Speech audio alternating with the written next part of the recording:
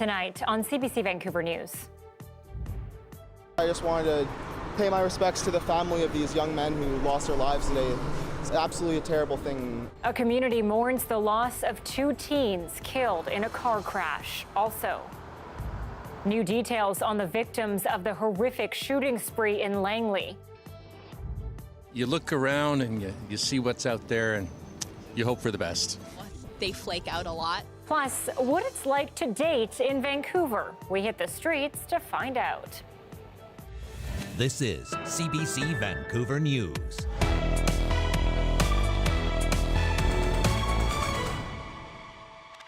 Good evening and thanks for joining us. I'm Anita Bathe.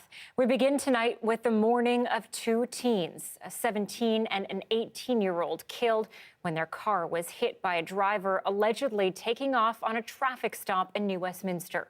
Isabel Regam has more with the man who says he tried to save their lives. It's an emotional return to the scene of the crash for a man who watched the 2 teens take some of their final breaths.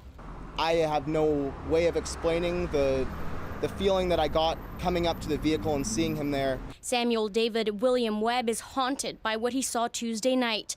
He witnessed what transit police say was a driver taking off on a traffic stop, then crashing into the teen's black Toyota a few blocks away. Webb says he pulled the young men out of their car and tried giving first aid.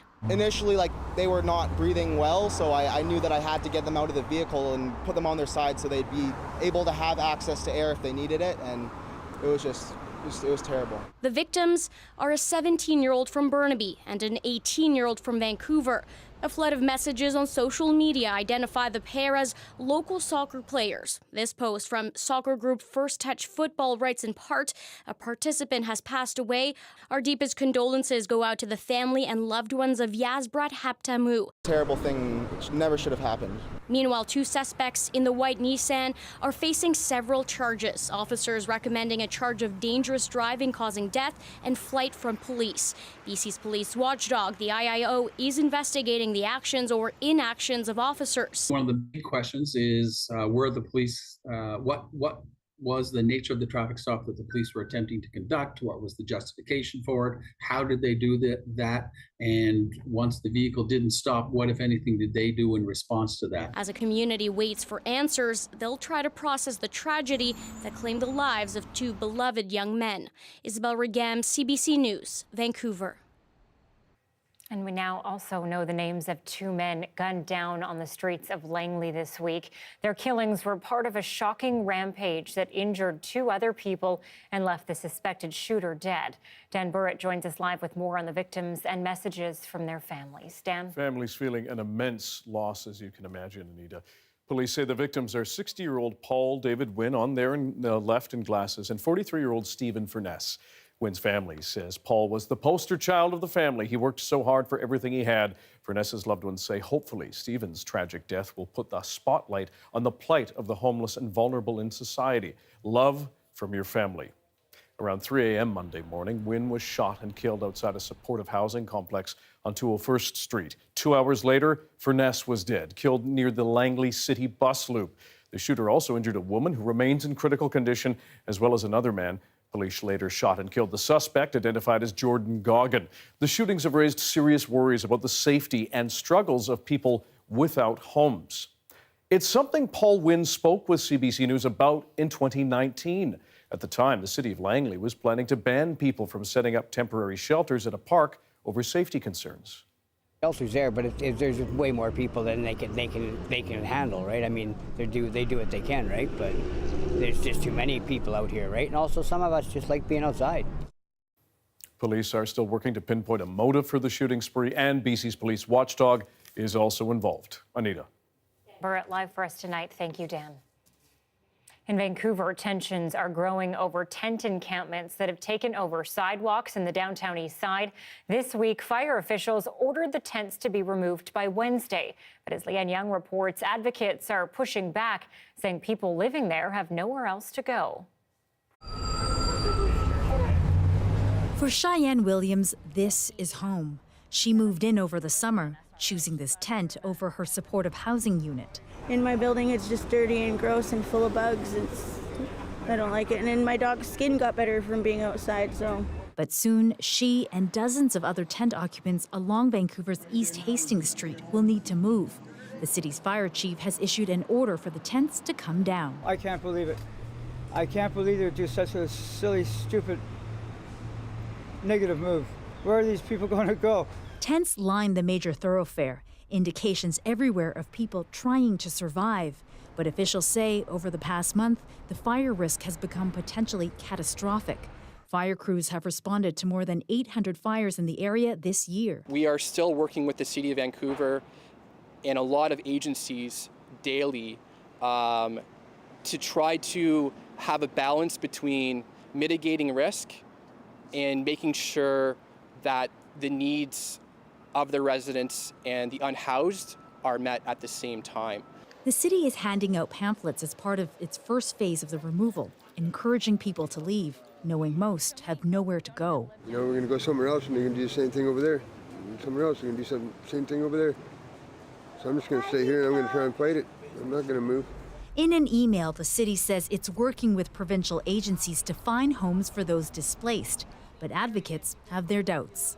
The housing is just not manifesting itself, no matter what we hear from City Hall, and it's a lack of action on all the levels of government to provide that housing for people to go into. It just comes back to that over and over.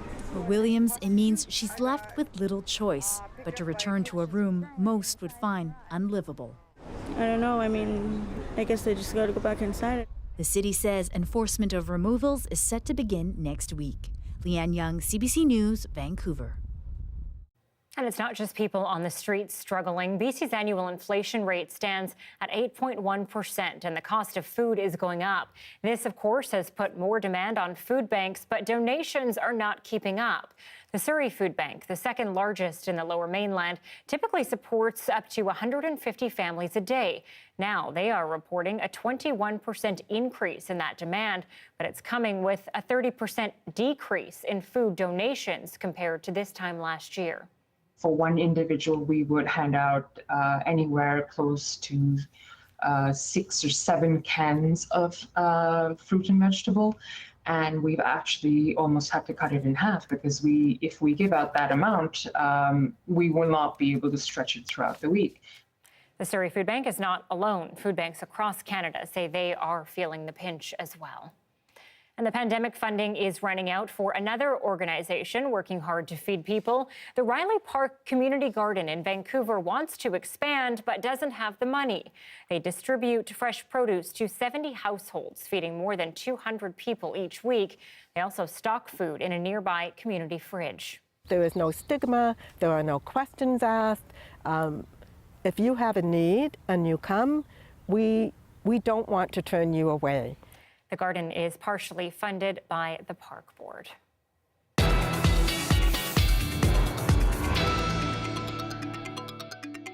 Temperature records are breaking across parts of the province, and heat warnings are expected to continue over the next few days. But despite unrelenting temperatures, no extreme heat emergencies have been declared, nor are they anticipated. John Hernandez reports on how the province's new heat alert system actually works. Another day, another heat warning in Metro Vancouver. In Vancouver here, it's quite exceptional, so I can understand why there's concern. But even with temperatures bordering on unbearable for some, it still doesn't quite hold a candle to the heat dome of 2021. It's not as warm, and I don't think it's going to be as warm for quite so long. Last year, I knew people that actually moved into hotels and, got sick and everything, so it doesn't seem to be anything like that this year. With hundreds of heat-related deaths recorded last summer, this year, BC introduced a new extreme heat alert system. What happened last year was catastrophic, and we never want to see something like that in the province again. The 2-tier heat alert system launched in June. It distinguishes between heat warnings, which are released when temperatures are hotter than normal but steady, compared to an extreme heat emergency like last year's heat dome. That's a prolonged period of high heat where temperatures get hotter every day. That's when an alert would be sent to cell phones province-wide. That's a very powerful system for getting information out quickly. I like to think that if we'd had that kind of system in place last year when we were facing the 2021 heat dome, it would have made a difference in terms of the outcomes that we saw. Under emergency conditions, health authorities would activate heat plans, and the public would be urged to help check in on the most vulnerable. So if we can check in on those people who we know are susceptible a couple of times a day during extremely hot weather, we can help them get through these hot weather events. Officials aren't anticipating an emergency during this current heat wave. Heat emergencies happen just a handful of times every decade. Still, experts say events will likely become more frequent and intense, so we need to adapt. John Hernandez, CBC News, Vancouver. And high temperatures around the province are, of course, raising the risk of wildfires. But over the last 2 weeks, we've had above seasonal temperatures, dry air, and that's really accelerated the drying of our forest fuels and conditions. We've also seen the snow at upper elevations finally leave. So the forests are now more receptive to ignitions and more available to burn. According to the Wildfire Service, any spark that ignites during this heat wave could spread quickly and burn aggressively.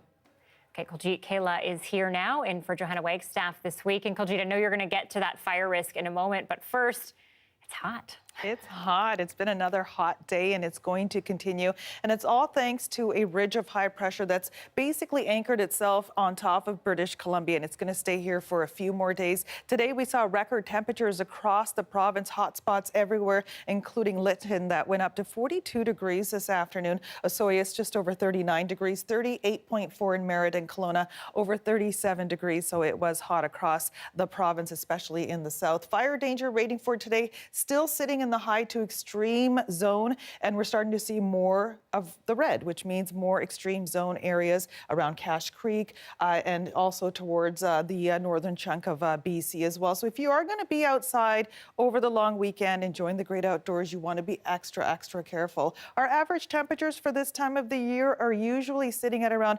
13.5 for our low. We hit 18. Our high 27 today, 22.3 is the average for this time of year. So we're way above that, 34 degrees inland. What's coming in the next couple of days? Still high temperatures dropping day by day, Friday, Saturday, Sunday. Still lots of heat, but the temperatures will be hot, and I'll let you know what's going to happen after the long weekend coming up. Anita? All right, we'll talk to you soon, Kuljeet. Thanks. We're worried about salmon habitats. Fisheries and Oceans Canada has closed vehicle access to Gill Bar on the Fraser River near Chilliwack. It's a popular recreational site for partying and for people driving 4x4s and all-terrain vehicles.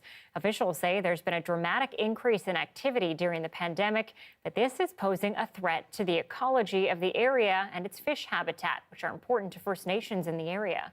Gill Bar provides a number of protections to salmon. In high water, like we've got right now, you've got juvenile salmon that come into those areas. They utilize those high water channels for refuge. Gill Bar in the gravel, there's bug production. Salmon feed on those insects and bugs, so important food source. Starting today, the access gate to Gill Bar will be reinforced and locked to restrict vehicle access. For now, the restriction is temporary until a long-term solution is put in place. Members of the public can still access the bar by foot or by boat.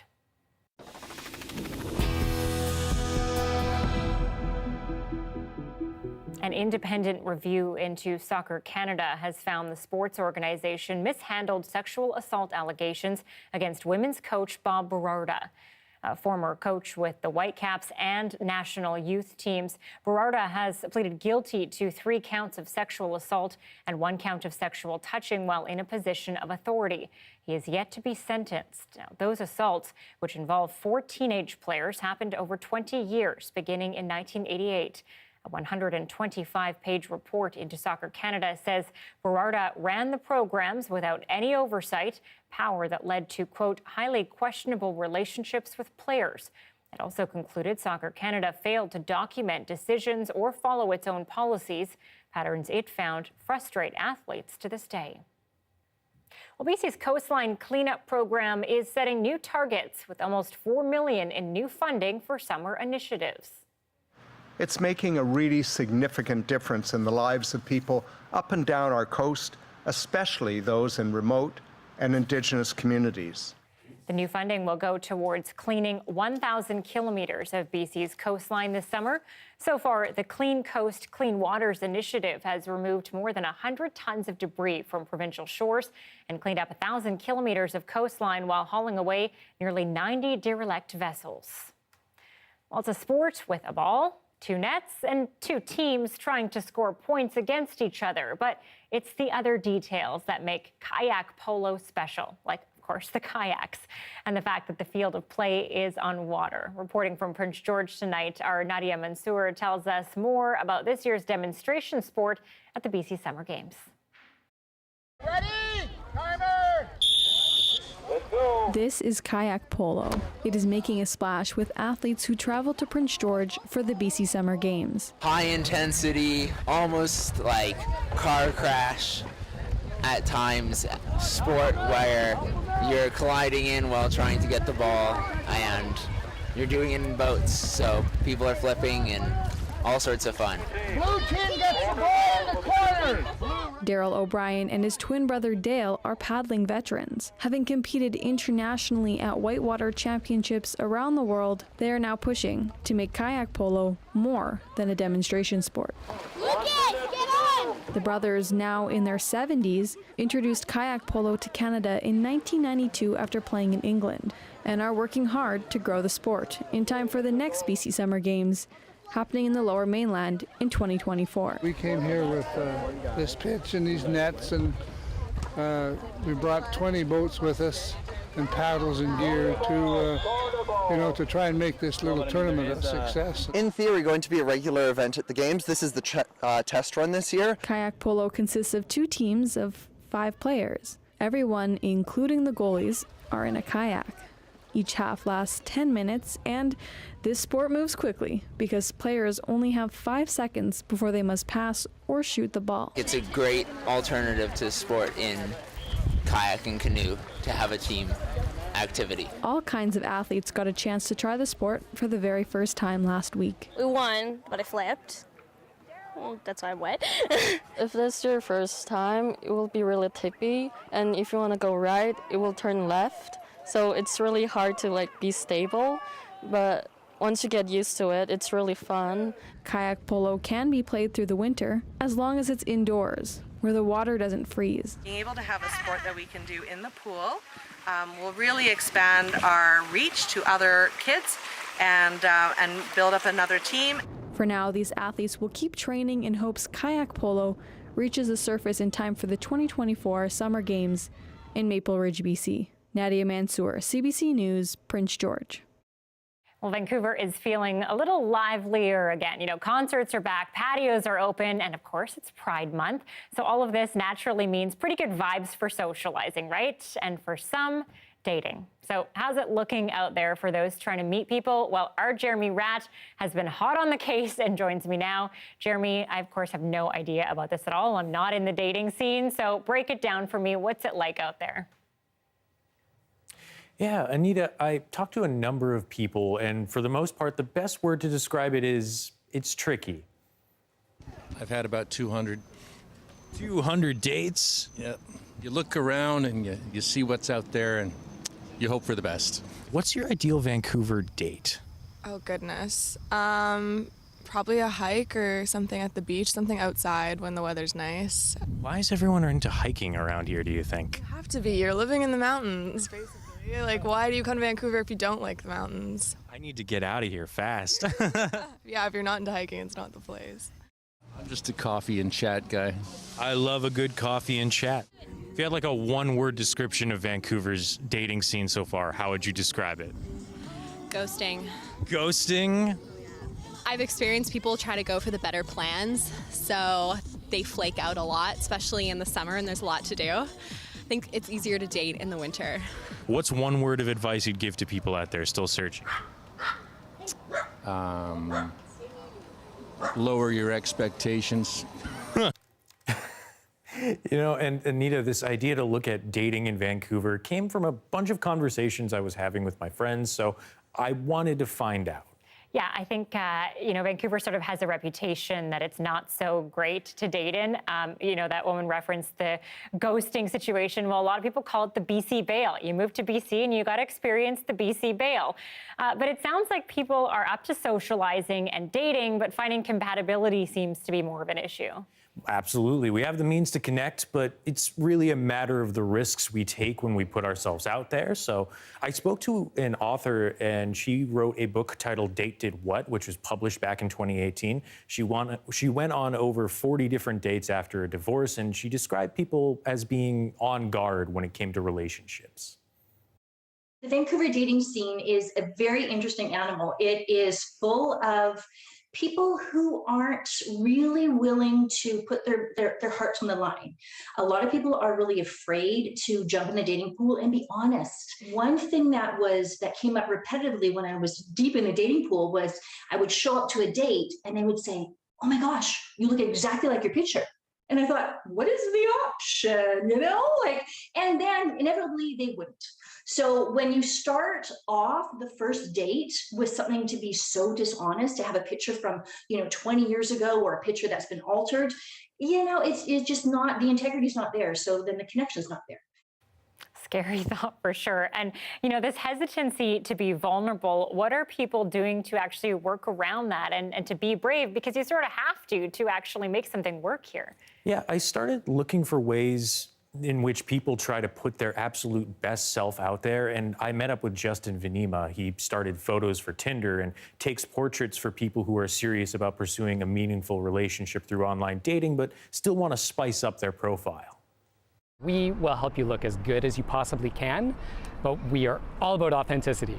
We are not trying to catfish anyone. So sometimes we get guys that are like, "Hey, can you Photoshop 20 pounds off me?" I'm like, well, we can't, but the gym can. You do you first and then come. The skinny filter. Yeah. Can hear my suggestion there for a filter a lot of people might like.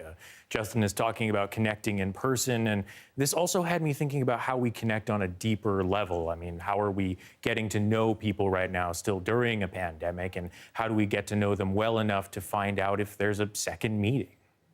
Absolutely. All things to think about. Thank you, Jeremy Ratt, reporting for us tonight on love, dating, and romance. A second mass as people gather to see and hear from Pope Francis, this time in Quebec.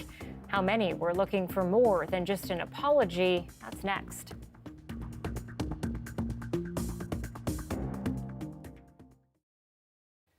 Thanks for watching our commercial-free live stream. The National Black Canadian Summit is being held in Halifax this weekend. Its aim is to bring together Black Canadians to share their experiences and spark inclusive dialogue. We caught up with Jamaican-Canadian poet, artist, and author Afua Cooper, who will be speaking at this year's event. This poem was written when George Floyd was murdered in 2020, and the poem is called "I Breathe My Breath Into Him." Mamie Till said she had an open casket for her child Emmett, the 14-year-old boy who was murdered in Mississippi by white men in 1955. She had an open casket because she wanted the world to see what they had done to her beautiful son. Emmett's face twisted, his body disfigured. My son is a sacrificial lamb. And along the way, there were so many like Emmett: Patrice Lumumba, Amilcar Cabral, Amadou Diallo, Sandra Bland, Junior Alexander Manon, Anthony Griffin, Fred Hampton. My name is Afua Cooper. I'm a scholar of Black Studies and Black History. I teach in the Faculty of Arts and Social Sciences at Dalhousie University. I'm also a poet and a writer of children's stories, and a major project that I have embarked on, that I'm leading, is A Black People's History of Canada. I love poetry because poetry allows me to delve into the imagination. I can take a line and create a long poem. I'm inspired by my family. I'm inspired by growing up in Jamaica. I'm inspired by the varied history of the African diaspora. I'm inspired by slavery that, you know, our African ancestors endured. I feel that they have given us the strength and this power to persevere, so we're here now today. I was asked by the organizers to do two events at the summit.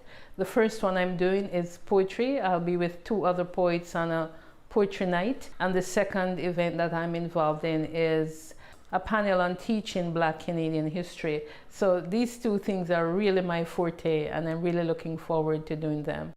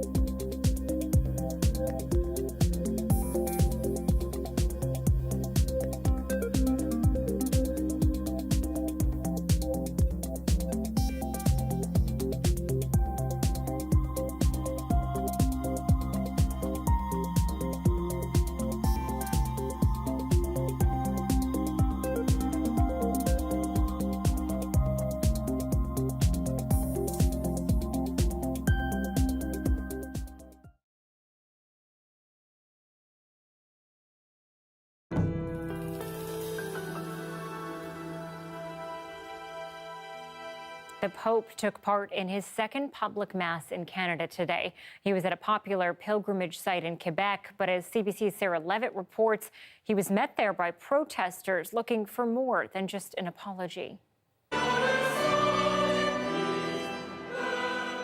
As Pope Francis took his place behind the pulpit for Holy Mass at one of North America's oldest pilgrimage sites, a banner unfurled for all to see, rescind the doctrine. An apparent impromptu moment highlighting the divisive response to the Pope's apology and the hope for many that the Catholic Church will renounce the doctrine, which empowered Europeans to colonize non-Christian lands and peoples. In his homily, Del fracaso a la esperanza. Pope Francis relayed the message that this was a journey from failure to hope. He urged faithful Indigenous people in Canada to not give up hope in the Catholic Church. After the Mass, the activist behind the banner explained why, alongside her cousin, she was there representing her aunt, a residential school survivor. Although the apology, I think, was monumentous and came with some weight, what we're really looking for is action. And so based on what we were hearing in the community, that really has to do with the root, which is the doctrine of discovery. On the plains of Abraham were those who could not make the trip to Sainte-Anne-de-Beaupré. Organizers said they expected 140,000 people, but far fewer came out. Still, for some of those who did, it was important to be here for the children who died in residential schools. That's why I'm here. My spirit told me to come here on behalf of them, and that's why I'm here. Maybe educate people with this. As for Pope Francis, after holding private meetings tomorrow, he continues on to his third leg of the trip in Iqaluit. Sarah Levitt, CBC News, Quebec City. The gifting of a headdress to the Pope earlier this week continues to draw a lot of attention and controversy. As Julia Wong reports, the symbolic gesture carries great significance in Indigenous culture, and it has generated strong reactions. For many, the moment was unexpected, coming just after the Pope's apology. Honorary Chief Wilton Littlechild, a former Truth and Reconciliation Commissioner, approached the pontiff and placed a headdress on his head. Later that same day, now it's been 500 years since the settlers arrived. An elder from Musquechies explained it was a ceremonial gift. The giving of the headdress is honoring a man as the honorary chief and leader in a community. And so in doing that, he's actually adopted him into as one of our leaders in the community. The images made front pages around the world, including the Vatican newspaper. But as with the apology itself, there's a range of opinions about the deep meaning the act signified. I don't agree with giving a headdress to the Pope. Those things, they have to stop. They have to stop that. Headdresses are gifted to First Nations leaders, and what they do with them is bound by protocol. He went to the elders, he went to the leadership, and requested permission to present that gift. This advocate's grandparents attended residential schools. He was angered by the gift. Literally, it physically made me sick. If the Catholic Church isn't willing to honor our most sacred gifts, which are our children, are they going to honor that headdress? Why? Why would you go crown them with a headdress when our people are still, being found, still recovering, and trying to find a way out? Littlechild's grandson came to his defense on social media, saying that was him showing the Pope respect for coming all the way to Musquecheese to apologize, a conversation that, like the trip itself, continues to stir up complex feelings. Julia Wong, CBC News, Edmonton. The U.S.'s most aggressive climate change legislation is targeting electric vehicles. After the break, how Canada is fighting to make sure our country's auto industry is not left behind.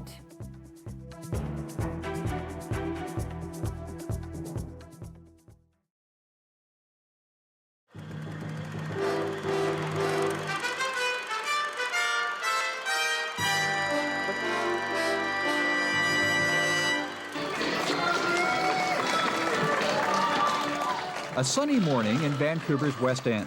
A perfect day for a parade. But this isn't just any parade. Hi. My name is Paul. I'm from CBC. I'm Wella Balsam. I'm from the country. Let me get my glasses on. I'll be with you in a second. Wella Balsam. My sister's Silky Essence. Oh. Now I can see much better. Hello. What does Here, have some rainbow. What does the rainbow represent? Many colors, many things, all joined to make one thing harmonious. Willa is going to march in the 6th annual Gay Parade. This has some of the neighbors a little confused. But most are receptive, and why not? It's like any other parade with clowns and horses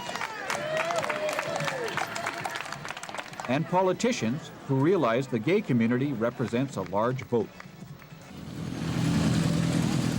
And it's not just men in this parade, but gay women too. Those on motorcycles calling themselves dykes on bikes. So those in broadcasting are, you got it. And since this is Vancouver, you can't leave out Expo. But there's a serious side to the parade too. Just wanting to be accepted for what you are. I know I'm going to be ostracized tomorrow morning when this thing shows up on camera tonight, but basically, all we're saying is that we've got a right to live too. So the parade is a chance for the gay community to fly a multicolored flag and not worry about what anybody might think.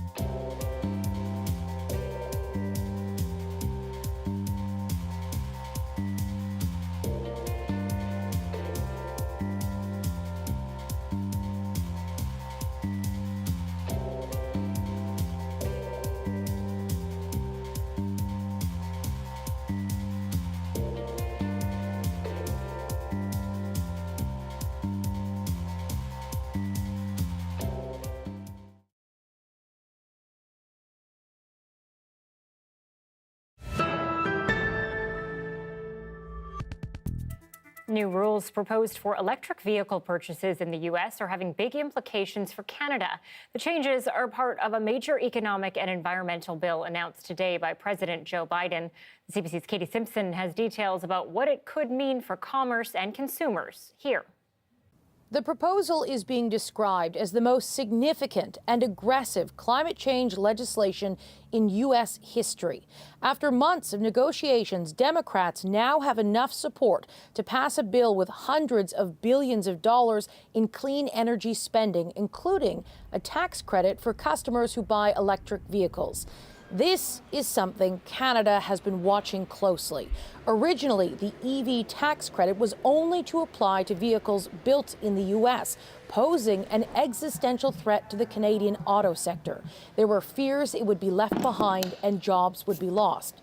Canadian officials lobbied their American counterparts, pleading for them to include all of North America, which, to their surprise and delight, is now included in this deal. We are really pleased to see this draft legislation. The bottom line is the Canadian auto sector, the Canadian battery sector, our critical mineral sector are being treated on a level playing field. Canada argued the original EV tax credit would hurt the Canadian economy worse than anything threatened by former President Donald Trump when he vowed to tear up NAFTA. Representatives in the auto parts sector are relieved. It means absolute job security for everybody who exports cars and parts to the U.S. here, which is about 85% of our exports. This change will upset Democrats, especially in Michigan, where lawmakers are trying to create more good-paying jobs. Canada will watch anxiously as the legislative process plays out. Given the 50-50 split in the Senate and the slim majority Democrats have in the House, by no means will this necessarily be smooth sailing from here. Katie Simpson, CBC News, Washington. Also affecting the Canadian economy, the residential real estate market in this country has cooled significantly in the past few months. Here in Metro Vancouver, prices are down and sales are slowing as the Bank of Canada pushes up interest rates in its fight against inflation. And as Alexander Bathe reports, this cooling market has some homeowners feeling left out in the cold. It's moving day for the Hawkins family. But like many Canadians who've sold their homes in the last few months, they got less than they hoped. We figure we lost about $150,000. I know we didn't lose it because it was not ours, right? But to not earn as much as other people have earned 3 weeks earlier. The family had put a deposit down on a new build home. And it looked like that's our forever home. And just the way that the market was, we could sell this house for maybe not too much of a difference to get to the new house price. That was our expectation. But the market had other ideas. The average price of a home in June was $665,000, down more than $150,000 from the all-time high in February 2022. So things went up too far, they went up too fast, and it was inevitable we would see the pendulum swing back. And here we are. The shift is even being felt in Canada's priciest housing market. The last few months, we've started to see some decline in home prices. But this swing may not have much impact on access to housing. Prices may be falling, but the cost of borrowing is going up. We still are faced with tremendous lack of affordability prior to these interest rate hikes because we simply don't have enough housing and affordable housing for the people that live here. And the big part of the story is at the bottom end of the market.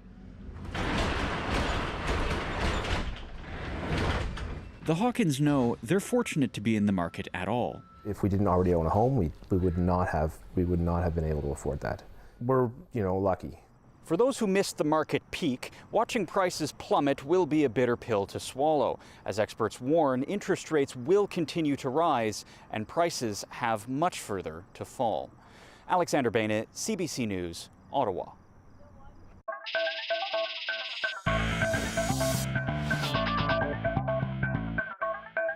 The Commonwealth Games open today in Birmingham, England. The elite sports event is nicknamed the Friendly Games, but this year, as Katie Nicholson reports, historic relationships between countries are being scrutinized like never before.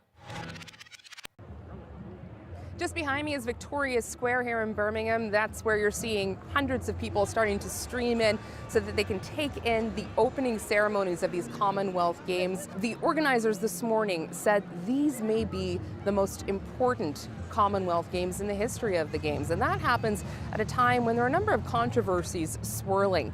Questions about the relevancy of these games, as well as questions about how these games should be thought of through the view of colonialism. There's a lot of conversations happening among a number of the countries that are participating as to how these games matter now that people are talking about the damage wrought by British imperialism many years ago, and whether or not these games are a throwback. Here's what one professor had to say. It's actually the British Empire Games, and it is one of those last vestiges of colonialism. It's really a symbol of everything that's wrong, I think, with Britain and the way that Britain engages in the world. Games organizers are, of course, aware of these controversies and these discussions, and they say they're trying to be inclusive, diverse, and responsive. There is definitely a commitment to address and listen and learn about some of the social issues and the challenging issues that face the Commonwealth, and to work through them together. That post-colonial hangover isn't the only thing organizers have had to deal with. The other big issue here has been LGBTQ+ issues. That's because 35 of the participating countries still have laws on the books that criminalize homosexuality. In fact, there was a protest here today to draw attention to the issue. Katie Nicholson, CBC News, Birmingham. It's a trend that probably has more than a few people scratching their heads. What is a duck nana, and why the heck is it so popular? We're quacking the case next. And at 6:40, a live look at Deep Cove, where plenty of people are in and out of the water. No doubt some looking for cool water relief. Will they need to dip their toes back in this weekend? Kuljeet has her forecast next.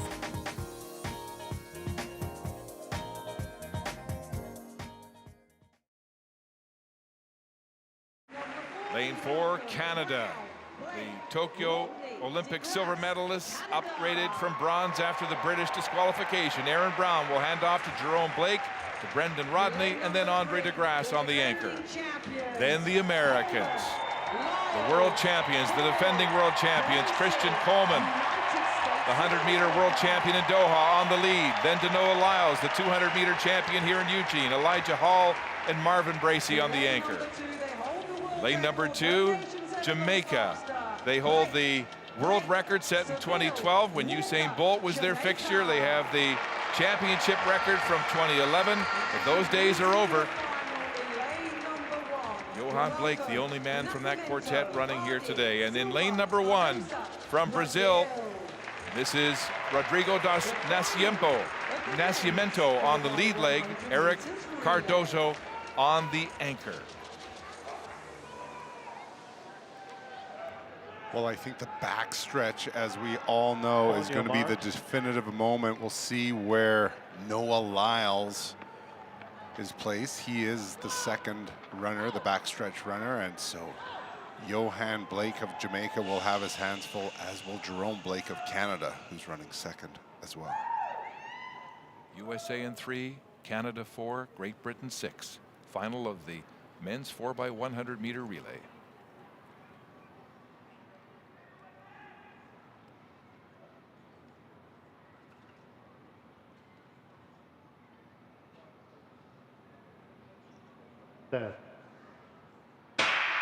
And they're away, a good start. Aaron Brown, such a good bend runner, is charging very hard in lane number 4. But Christian Coleman making up some ground as they go through the first exchange. The Americans are flying, so are the British. Zarnell Hughes outside in lane number 6. Down the back straight for Canada, Jerome Blake. Handing off now to Brendan Rodney. Rodney with a great run, being tracked down on the inside by the United States, Elijah Hall. Through the exchange, Canada in second. The Americans botch up the exchange. Andre de Grasse has the lead. Here comes Marvin Bracey. De Grasse with the lead. Canada wins the gold. Andre de Grasse, 37-48. The Canadians get through the exchange smoothly. The Americans botch it up again and settle for silver. And Ghana will get the bronze. sweet redemption. DeGrasse forced out of the 200 because of the run-on effect of his COVID and his weakness. He took days to recover, and he brought it home. The Canadian quartet celebrating with the gold medal.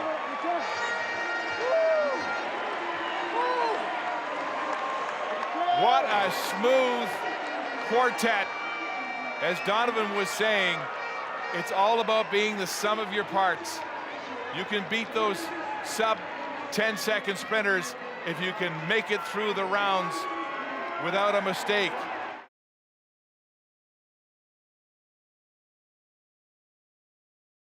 In the year 2050, how will BC look? From agriculture to cities, how will climate change change life? Don't miss 2050 Degrees of Change, a CBC Vancouver original podcast, now available. A new craze has hit BC, and everyone is looking to get their hands on a duck nana. But as Michelle Gomez tells us, the half duck, half banana sculptures are hard to come by. You may have seen these half duck, half banana sculptures around recently. The Duck Anna, also known as the Duck Nana, is sold by London Drugs and comes in 3 different sizes. So why are British Columbians going bananas for these lawn ornaments? It may be more about the community than Duck Anna itself. Last Sunday, over 40 people showed up to Beacon Hill Park in Victoria for a Duck Anna meetup. It was organized by Jeff DeRuiter. I kind of had this flash of an idea that I could entice a whole bunch of people with bananas to show up to one of the greatest locations for a population of ducks in Victoria. Duck Anna means ridiculousness. It's cute, it's silly, it's a moment in time that we all share. I'm not sure where they came from or who started the Duck Nanas, but I'm definitely glad that it's brought us all together. London Drugs said in a statement their merchandising team prides themselves in searching the globe for unique products and are delighted so many customers are taking note of this fun outdoor ornament. The coveted decoration has a 5-star rating, but is now hard to come by. Many stores across the province appear to be sold out, and London Drugs has limited online purchases to 1 Duck Anna per order.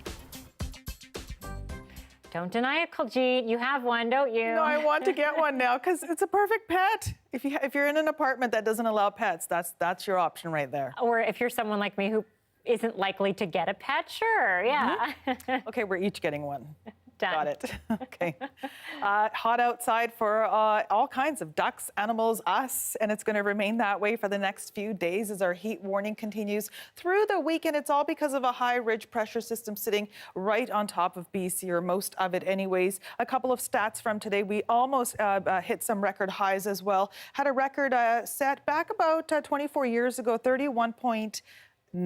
Today we got up to 27 and 33 degrees inland. So pretty hot, but not breaking any records right now. Current temperatures outside across the province for Prince George, 32 degrees, 22 up in Fort Nelson. Lytton hit 39. It was a BC hotspot. Not too bad for Edmonton and Calgary, sitting at around 29 and 31. They're also getting a lot of this heat wave as well. And we move on to Saskatoon and Regina, sitting in the low 20s. Across Canada, we are still the hottest part of the country.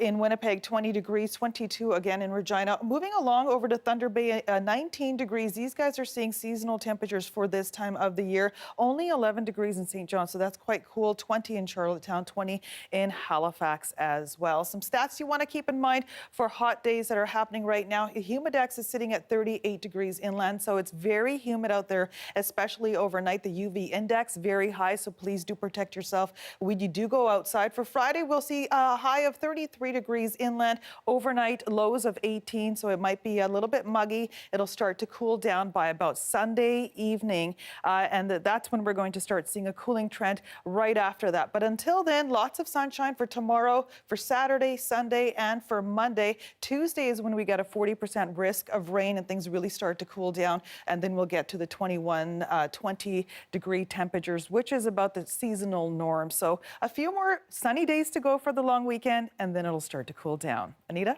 All right, Kuljeet, thank you. You're welcome.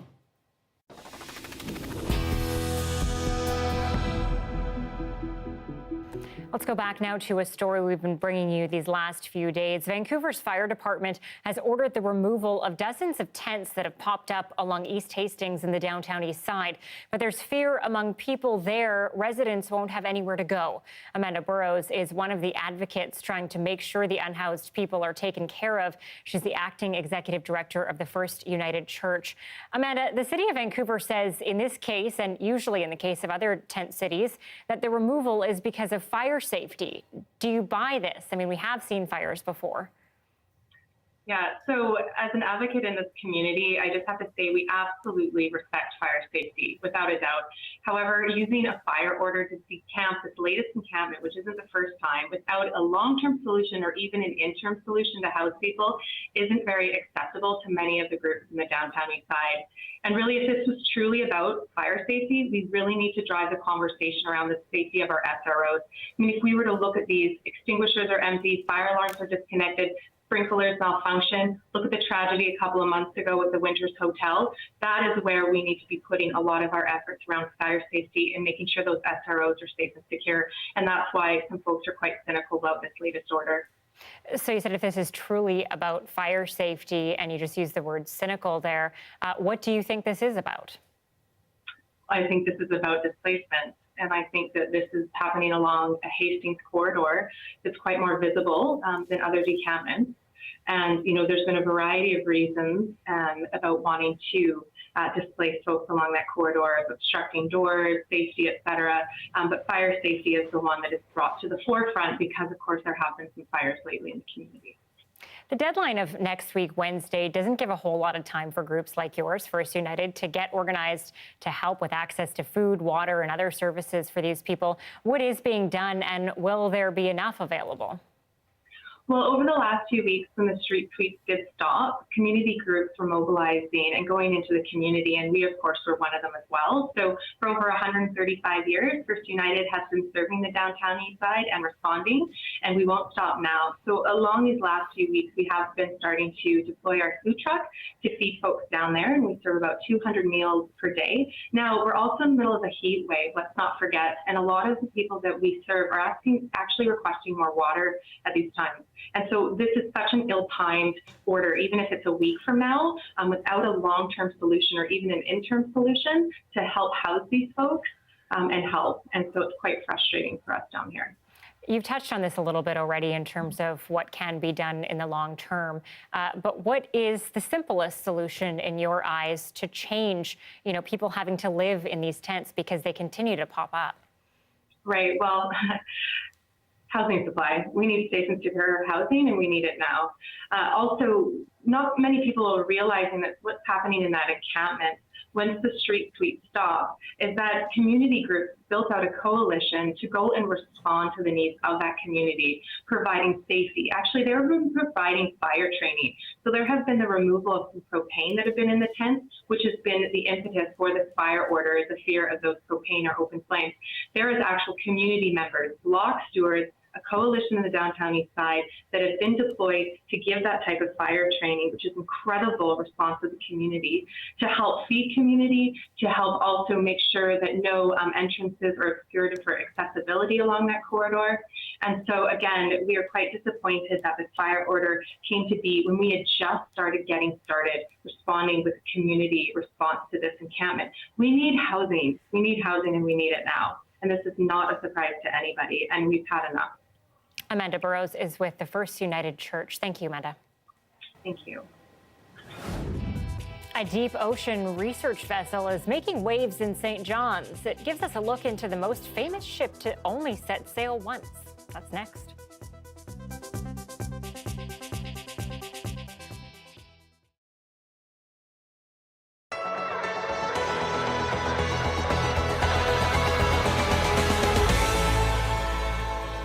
The Ukrainian team's one of the first teams to arrive at Lake Bannock. What hasn't arrived yet? Their boats. They come on Friday. Nova Scotians have been finding them boats to train in. A K2 that they can borrow. The red one, the red and white one. So on the water, in a borrowed kayak, I find Ludmila Kuklinisova and her new K2 partner, Anastasia Korlova. Training on this serene lake, it's much different than what they just left behind in Ukraine. Difficult because rockets, our city is bombed. You're training with rockets going over. Yes. When we sleep, Alarm. They've made it here thanks in part to a large outpouring of support, not just from Canada, but the entire international sprint canoe family. I'm heading out on the water with this man, Alexander Simonov. He's aboard a Canadian coach's boat. We do not speak each other's languages, but he seems to know exactly what I need and where I need to go. Igor Trunov, one of his athletes, says he's coached them for a very long time. Head coach in the Ukrainian team since 2008. Certainly taking this one by the scruff of the neck is the Ukrainians. Just a few weeks ago, this men's K4 team won gold at a World Cup event. It was a fantastic result for them. That win, historic for them. So would a world title if they can win here again on Lake Bannock. Like the women's team, training through a war, especially worried about family members and their country's future in general, is hard. How difficult is it with the war on to focus just on sports? Oh, it's so hard. But we strong people, we strong country. So they train with a bit of a heavy heart, but a resolve to carry on, even dreaming of competing next year in Paris at the Olympics. They pass kids in a dragon boat. The kids tell them they love Ukraine. They said they're cheering for Ukraine. Yeah. They all feel that support wherever they go. Thank you, Canadian people, for support for Ukraine. Thanks. Thank you so much. The races begin next Wednesday. Colleen Jones, CBC News, Dartmouth.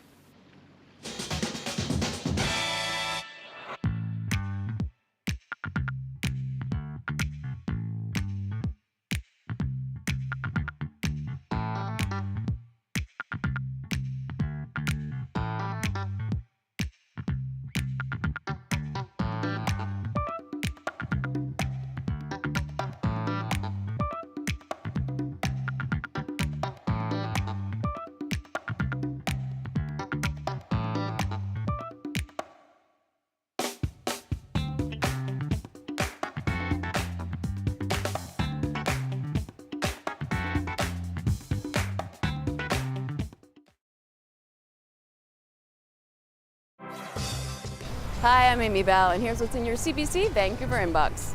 On August 19th, join Anita Bathe at a panel discussion with the filmmakers of Emergence, Out of the Shadows, at the Vancouver Queer Film Festival. Get tickets to the film screening at queerfilmfestival.ca. And during Pride, we are celebrating the amazing people across the province that make the community beautiful, diverse, and unique. Read about these outstanding individuals at cbc.ca/proudtoshine.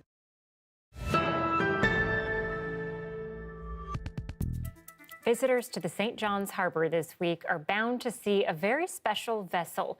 A research team is in town after spending the past few weeks diving down to the wreckage of the legendary ship, the Titanic. But their 5-person submersible also takes tourists. Take a look. We are inside the submersible Titan, which is a carbon fiber and titanium sub that can go to the depths of the Titanic. Hi, my name is Stockton Rush. I'm the CEO and founder of OceanGate. Let's take a look at Titan. So we're coming into the sub. This is the only toilet available on a deep diving submersible. Best seat in the house. You can look out the viewport. We put a privacy screen in, turn up the music, and it's very popular. We have our control screen here, our sonar screen here, and we can put any image we want in the back. We've taken a completely new approach to the sub design, and it's all run with this game controller and these touch screens. So if you want to go forward, you press forward. If you want to go back, you go back. Turn left, turn right, go down, go up. This is the second year we've been out to the Titanic. We went out in 5 8-day missions. We did about 10 dives to the wreck site of the Titanic, and we did an extra dive on an undiscovered reef that we found. Completely privately funded operation, and we want to document what the wreck is like now and also try to predict what it'll be like in the future. It's continuing to decay, and it seems to be accelerating. It's being eaten by a bacteria, so it's literally being eaten by the ocean. It's not rusting away. So these things that are called rusticles are actually the byproduct of a bacteria that eats the iron. And as it does that, these decks are collapsing. We saw some of the railing is starting to lose its structural strength, which is really a sad thing. That's when it's going to stop looking like the Titanic. The interest in the Titanic is the reason we go there. Almost nowhere else in the deep ocean can you get funding to go back every year for decades and see how coral reefs develop and see how metals decay and see how currents change. Nobody wants to go back to just some old reef, but people do want to go back to the Titanic. Fun fact, I did my grade 5 speech in Abbotsford on the Titanic. I was a little bit of obsessed as a kid, so I would be very into this tour. Well, thanks so much for watching CBC Vancouver News tonight. We leave you with a beautiful shot of Deep Cove and all the paddleboarders trying to stay cool. Good night.